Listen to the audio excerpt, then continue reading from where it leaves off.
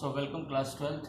Today we are going to solve the numerical part of national income using the formula value added method. Hereupon we are having three different questions. Let us solve these questions in detail. In first question we have to calculate the sales while the net value added at factor cost, net addition to stock, GST, depreciation, intermediate cost and subsidies is being given. Let us understand a very simple conversion. Okay, conversion. I will tell you three different conversion. First is conversion of MP to factor cost and conversion of factor cost to market price. This is the first one. Second one is belonging to depreciation. So conversion of gross to net and conversion of net to gross. And third is for the change of domestic to national and national to domestic. So conversion of domestic to national income and conversion of national to domestic income. तो ये बताते हैं आपको हम क्या क्या करना पड़ेगा हमें जब भी हम मार्केट प्राइस से फैक्टर कॉस्ट में जाएंगे और फैक्टर कॉस्ट से मार्केट प्राइस में जाएंगे तो हमें क्या करना पड़ेगा।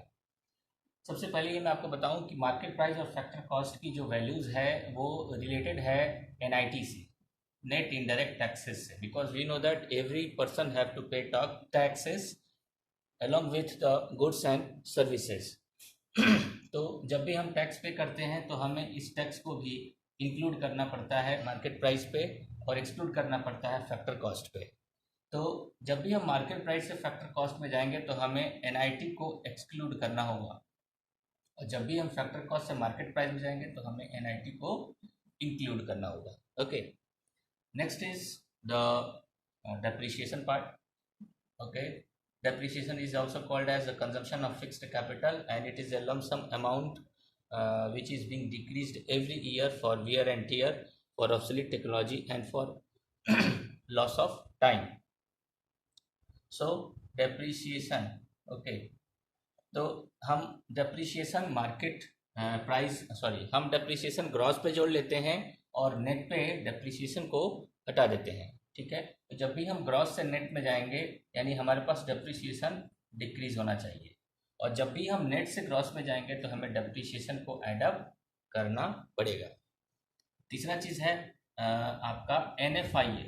ठीक है, जब भी हम कन्वर्जन करेंगे डोमेस्टिक से नेशनल में या नेशनल से डोमेस्टिक में तो हमें NFIA को क्या करना होगा, NFIA को कंसीडर करना होगा। ये NFIA क्या है, net factor income from abroad which is the difference of factor income from abroad and factor income to abroad. यानी जो भी हमने फैक्टर सर्विसेज बाहरी देशों को दिया है और बाहरी लोगों ने हमें दिया है तो उसके बदले में उनको एमोलमेंट्स मिलता है, उसके बदले में उनको फैक्टर पेमेंट्स मिलता है। ठीक है, तो जो पेमेंट्स हम उनको देंगे और जो वो लोग हमें पेमेंट्स देंगे दोनों का हम डिफरेंस निकालेंगे और जब डिफरेंस निकाल लेंगे तो वो वैल्यू आएगी NFIA के रूप में।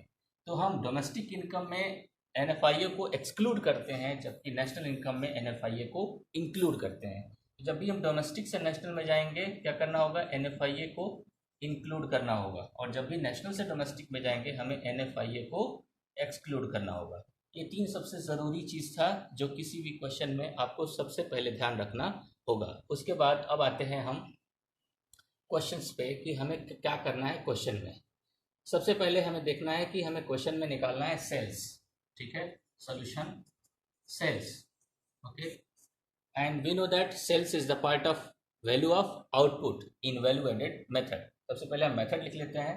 क्या है हमारा मेथड है GVAMP यानी gross value added at market price is equal to होता है value of output minus intermediate consumption, और वैल्यू ऑफ आउटपुट में होता है sales plus stock plus self consumption, ये तीन चीज होता है, ठीक।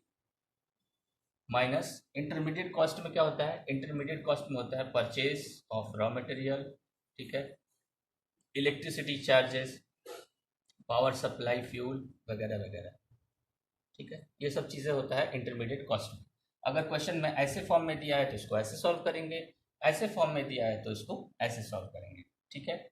एक और भी तरीका है, इसको प्राइमरी सेकेंडरी और टर्शियरी में भी तोड़ सकता है, तो वैसे भी हम सॉल्व करेंगे, बाद में आपको हम बताते हैं कैसे वैसे हम करेंगे, ठीक है। सबसे पहले इस क्वेश्चन में क्या करना है, हमें सेल से ही कैलकुलेट करना है, तो इसके बाद वाला जो आपका स्टेप है वो है NVAFC, ठीक है, ग्रॉस की जगह पे नेट, मार्केट प्राइस की जगह पे फैक्टर कॉस्ट। अभी भी मैंने आपको बताया कि ग्रॉस से नेट में जाएंगे तो क्या करना होगा, हमें डेप्रिसिएशन को डिक्रीज करना होगा, हमें मार्केट प्राइस से फैक्टर कॉस्ट में जाना है तो हमें NIT को एक्सक्लूड करना होगा।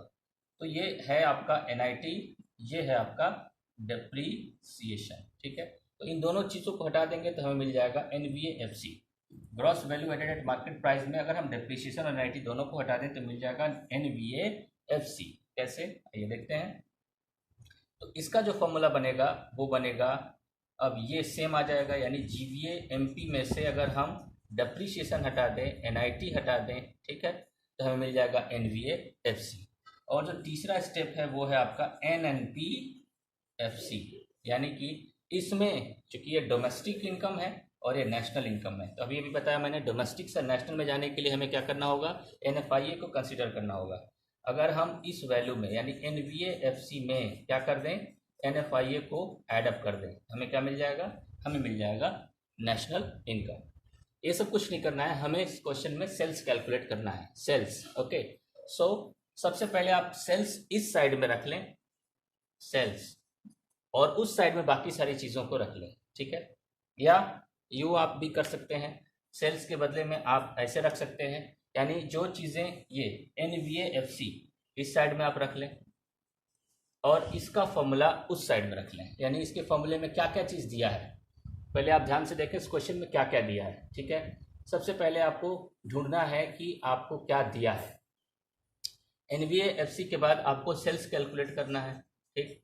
सेल्स के बाद stock, yes, net addition to stock add कर लेते हैं, स्टॉक ऐड कर लेते हैं। सेल्फ कंजम्पशन क्वेश्चन में कहीं दिया नहीं, कोई बात नहीं है।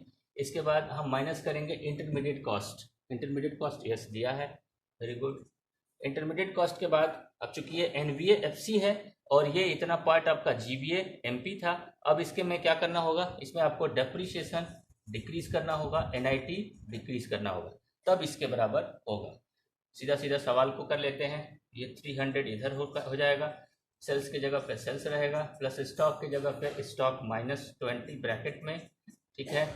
इसके बाद इंटरमीडिएट कॉस्ट आपका 100, देन आफ्टर डेप्रीशिएशन आपका कितना है देख लीजिए, डेप्रीशिएशन, ठीक है। इस क्वेश्चन में डेप्रीशिएशन इज मिसिंग, नहीं है डेप्रीशिएशन, ठीक है, तो डेप्रीशिएशन है depreciation is 10, and then after NIT के लिए हमें क्या करना होगा, NIT is equal to IT minus subsidy, ये फॉर्मूला है NIT निकालने का। IT की जगह पे क्या दिया है, GST दिया है, GST is the part of indirect tax, so GST minus subsidy निकल जाएगा। GST आपका दिया है 30 और सब्सिडी आपका दिया है 5, यानी कि 25 आपका NIT निकल जाएगा, नेट इनडायरेक्ट टैक्स, यहाँ पे NIT। अब इसको सॉल्व कर लेते हैं, 300 इज इक्वल टू, ये हो जाएगा सेल्स प्लस, ये हो जाएगा -20 -100 -10 और -25, सबको एक साथ ऐडअप कर लेते हैं क्योंकि सबका सब माइनस का वैल्यू है, तो 100 + 20 120, 130, 30 + 50 155, इधर हो जाएगा 300 इज इक्वल टू सेल्स -155, चूँकि ये माइनस है इसको इधर ले आते हैं, तो 300 + 155 सेल्स की वैल्यू हो जाएगी 455 करोड़। ये आपका ऐसे हम कैलकुलेट करेंगे। I think you have understood this first question.